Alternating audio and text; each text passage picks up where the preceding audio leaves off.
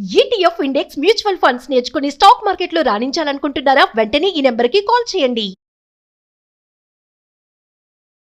నమస్తే రమగారు. నమస్తే జయ. రమగారు, మనము ఇతర దేశాల కథలు చెప్పుకుంటూ ఉంటాం. ఉమ్. అట్లాంటిది ఏదైనా ఒక కథ చెప్తారా? చైనా కథ చెప్తా. చైనాలోనట టోంగ్ అని ఒక కుర్రాడు ఉండేవాడు. ఏం పేరండి? టోంగ్. టోంగ్. ఈ టోంగ్కి చిన్నప్పుడే తల్లిపోయింది. అయితే తండ్రి కొంచెం పెద్దవాడి, తను 18-19 సంవత్సరాలు వచ్చేదాకా ఆ తండ్రి ఇంకో పెళ్లి చేసుకోకుండా ఈ పిల్లవాడిని చక్కగా ఆరోగ్యంగా తెలివిగా కొంచెం ఏదో కొంత చదువు చెప్పి, ఆ కాలంలో అంత చదువేం లేదు, లెక్క డెక్క వచ్చేలాగా అపురూపంగా పెంచుకున్నాడు. ఒక 24-23 సంవత్సరాలు వచ్చేసరికి తండ్రి కాస్త గతించాడు. గతిస్తే వీళ్ళు పేదవాళ్ళు. ఈ అబ్బాయికి తండ్రికి అంత్యక్రియలు బాగా చేయాలని కోరిక. వాళ్ళ లెక్క ఏమిటి, అప్పుడు సమాధి ఒకటి కట్టించి, మంచి పాలరాతి సమాధి కట్టించి అంత్యక్రియలు ఘనంగా చేయటం అనేది ఒక విధానం. తండ్రి రుణం తీర్చుకోవాలంటే అట్లా చేయాలన్నమాట. ఈ టోంగ్కి తండ్రి గతించేసరికి వాడి దగ్గర ఏం పెద్దగా లేదు పాపం. ఓకే. అయ్యో, ఇట్లా తండ్రికి ఇంత బాగా చూసుకున్నాడు, వేరే ఇతర స్త్రీ చేతిలో పడితే నేను బాధపడతానేమో పిల్లడినని నన్ను కష్టపడి పెంచాడు, ఇంత పెద్దవాడిని చేశాడు, ఈ తండ్రి రుణం తీర్చుకోవాలి.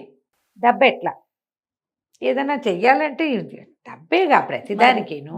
బాగా ఆలోచించి టోంగ్ ఏం చేశాడు, అక్కడ ఆ కాలంలో బానిసల్ని కొనటం అనేది ఒకటి పద్ధతి ఉండేది. బానిస అంటే పనిచేసేందుకు ఒక మనిషిని కొనుక్కోవటం. ఈ పని ఒక కుర్రాన్ని కొనుక్కుంటే ఒక 5 సంవత్సరాల పాటు కొనుక్కున్నారనుకో, ఈ 5 ఏళ్లకి వాళ్ళు ఎంత మదుపు పెట్టారో అంత డబ్బు ఇచ్చేస్తే కుర్రాళ్ళని వదిలేసేవాళ్ళు. ఆ 5 ఏళ్ళు వాళ్ళ ఇంట్లో ఉండి వాళ్ళ పనులన్నీ చేసి పెట్టడం. ఇట్లా సంస్థలు కూడా పిల్లల్ని వేరే వాళ్ళకి పనికి పాటకి అప్పచెప్పేవాళ్ళు.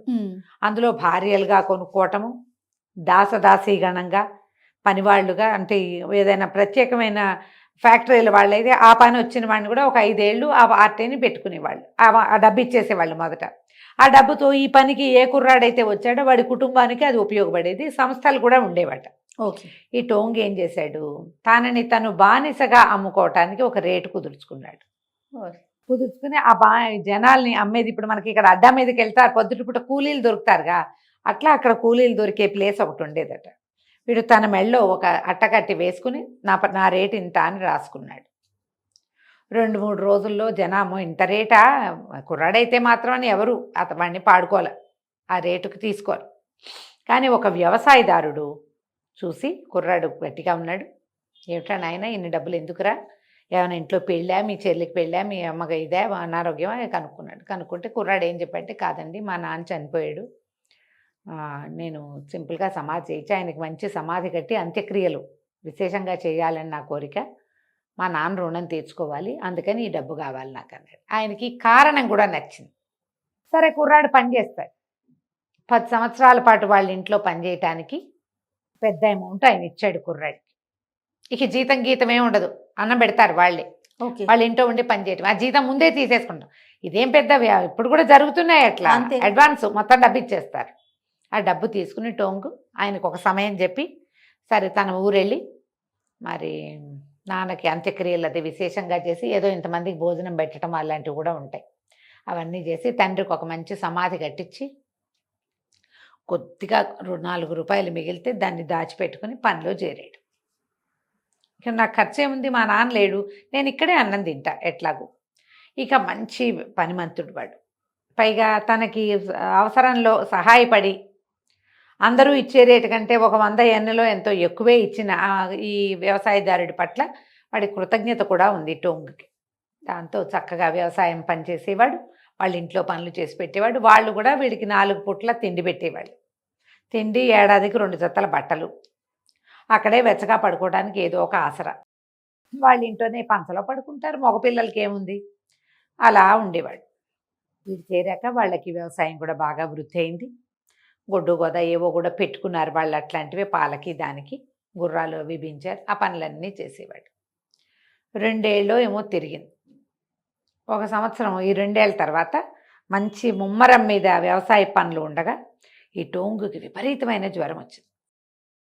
మంచాన్ని పడిపోయాడు. వీడికి ఆలనా పాలనా చూసేవాళ్ళు ఎవరుంటారు, ఆ ఇంట్లో వాళ్ళు. వాడు వస్తే వేళకి అన్నం పెడతారు, వీడి జ్వరం వస్తే వీడి దగ్గర కూర్చుని మందేయటము, వీడికి వేడి వెచ్చ చూడడము, ఓ జావో ఇంకోటో ఏదైనా తినబుద్ధి కావట్లేదంటే ఇంకో ఉసిరికాయ ఏటో నిమ్మకాయ ఏటో ఇంట్లో వాళ్ళు చూసుకుంటారు, కానీ ఎవరి దగ్గర పనికుంటే వాళ్ళు ఎందుకు చూస్తారు? ఏదో వైద్యం చేయించారు అంతే. అవును అవును. వాడు దిక్కు లేకుండా పడున్నాడు ఆ పంచలో. అయితే ఒకనాటి మధ్యాహ్నం వాడికి తెలిసింది, ఎవరో ఒక మెత్తటి చెయ్యి ఉన్న ఆడ మనిషి తన పక్కన కూర్చుంది. వీడు తల నిమురుతోంది, తలకాయ విపరీతమైన నొప్పి, తల నిమురుతూ ఉంది. ఆ మెత్తగా హాయిగా చల్లటి ఆ స్పర్శ వాడికి చాలా సంతోషాన్ని ఇచ్చింది. కాసేపటి తలనొప్పి తగ్గి నిద్రపోయాడు. వాడు లేచేసరికి ఆవిడ జావేదో పట్టుకొచ్చి ఇచ్చింది. నువ్వెవరు అన్నాడు. ఎవరోలే, నువ్వు ఇట్ట పడున్నావని నీకు సహాయం చేయటానికి వచ్చానంతే. లీ ఆ అమ్మాయి పేరు. ఆ లీ తప్ప ఇంకేమీ లేదు, వేరేవేం చెప్పాల. ఆ అమ్మాయి చక్కగా అందంగా ఉండేది, సామాన్యమైన. వీడి చింకి గుడ్డలు, ఆవిడ కూడా చింకి గుడ్డలే, కానీ ముక్కు మూతి బాగుండేవి, ప్రశాంతంగా ఉండేది. దబదబా చేసేది కదా, అన్ని పనులు నిదానంగా చేసి పెట్టేది. రెండో పూటకి వీడికి ఓపిక వచ్చి దండం పెట్టాడు. నువ్వు బతికి వచ్చావు, లేకపోతే నేను చచ్చిపోయేవాడిని ఆహారం లేక ఈ తలనొప్పితోటి. అంటే ఆమె ఏమనలా, నేను నీతో ఉంటాను, నువ్వేం కంగారు పడకని చెప్పింది. ఇక అతని పనులకి సహాయం ఈ అమ్మాయి. వాళ్ళు ఏం చేశారు, ఈ టోంగుకి ఆ ఇంటిని ఆనుకొని ఇట గుడుసు లాంటిది దింపారు పనివాళ్ళు ఉండడానికి. ఇల్లి కూడా ఇతనితో పాటే ఉండేది. వాళ్ళు వీడికి అన్నం పెట్టకుండా బియ్యం ఇస్తాం, మీరే వండుకోండి అన్నారు. ఆ అమ్మాయి ఏదో వండి పెట్టేది, బియ్యపు జావ చేసి ఇచ్చేది. వీడు పని నుంచి ఇంటికి రాగానే పక్కన కూర్చుని వాళ్ళు ఏం పని చేసావు కనుక్కునేది. మనిషికి తోడు ఎంత అవసరం కదా మరి. ఓ రోజు వండి పెట్టేది. అక్కడి నుంచి రోజులు మెల్లిగా గడుస్తున్నాయి. ఆ అమ్మాయి రకరకాల పనులు చేసేది చేతితోటి, ఏదైనా అల్లేది.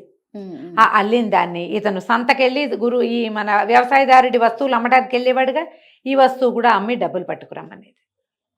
అమ్మి పట్టుకొచ్చేవాడు. ఆ అమ్మాయి ఒక రూపాయి చొప్పున పక్కనకి చేర్చేది. ఎంతో హాయిగా ఉండేది.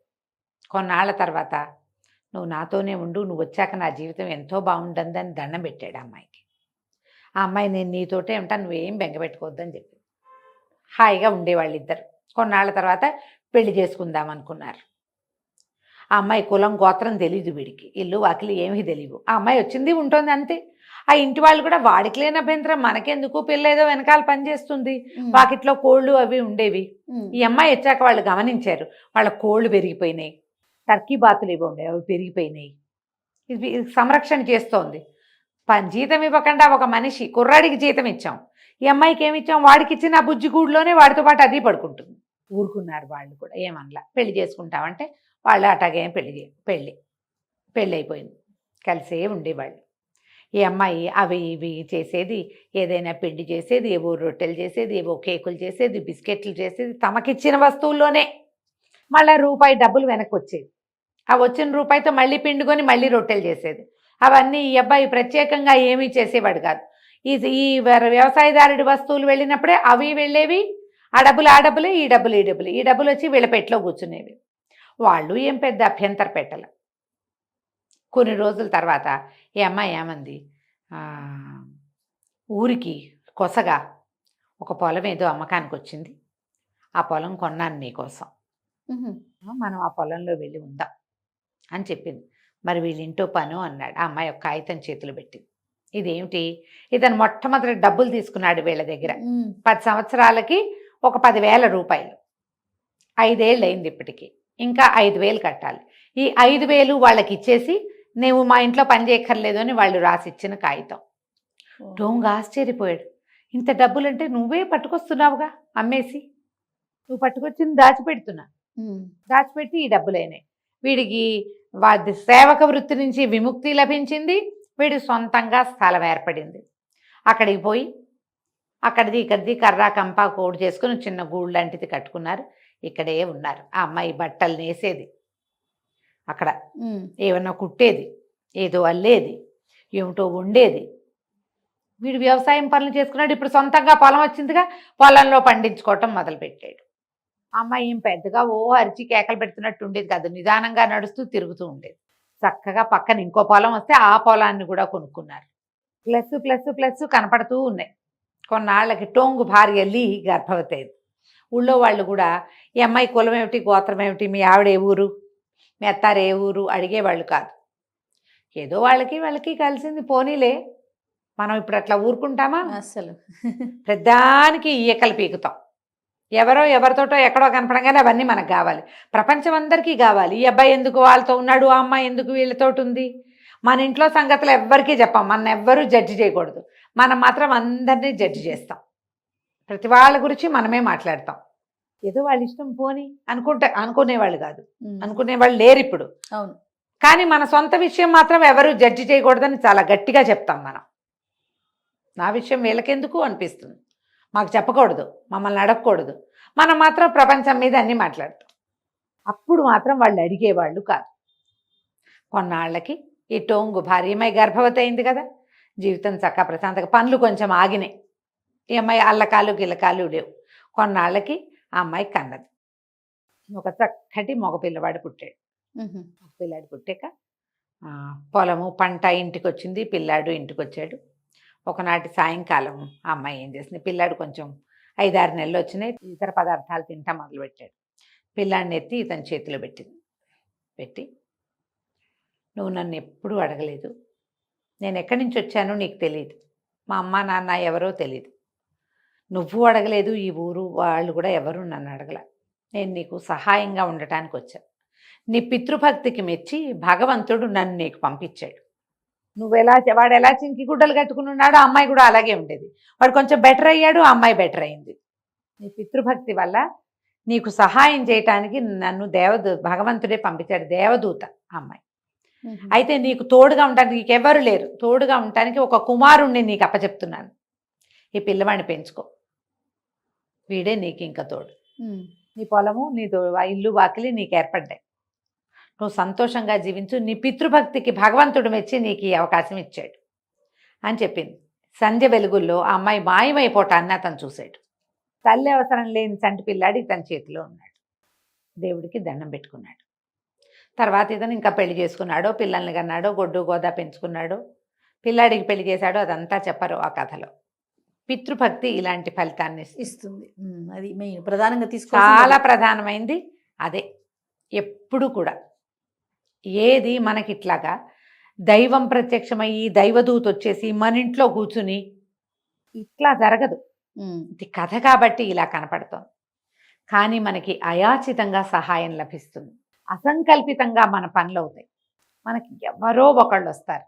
అది ఎప్పుడు నీలో సరి అయిన ప్రవర్తన, ధర్మవర్తన, అమ్మా నాన్న పట్ల అభిమానం, మర్యాద, గౌరవం, ఈ జీవితం నాకు వీళ్ళ వల్ల లభించిందనే ఒక ప్రగాఢమైన విశ్వాసం అంటే నీకు సహాయం లభిస్తుంది. భగవంతుడు మెచ్చే గుణం ఇది. ఆ గుణాన్ని మెచ్చి ఇట్లా ఇప్పుడు మనిషిని పంపించక్కర్లా, ఎవరో ఒకళ్ళు వస్తారు. అది కదా, ఆలోచించండి, పెద్దవాళ్ళని గౌరవించండి, ఆటోమేటిక్గా మీకు కావాల్సింది వస్తుంది దాని అంతటా. అది ఇవాళ రాకపోతే రేపు. ఇది టోంగు కొంతకాలం పనిచేసాక వచ్చింది అతనికి. అవును, వెంటనే ఊడిపడిపోదు ఆకాశం నుంచి. నిన్ను పరీక్షిస్తాడు భగవంతుడు. నీ పరీక్షాకాలం పూర్తయి నువ్వు పరీక్షకి నిలబడితే నీకు రావాల్సిన సహాయం, నీకు కావాల్సింది కాదు, రావాల్సిందే నీ దగ్గరికి వస్తుంది. చాలా బాగుంది. మనం ఇంటికి. రైట్ గారు, నమస్తే. నమస్తే.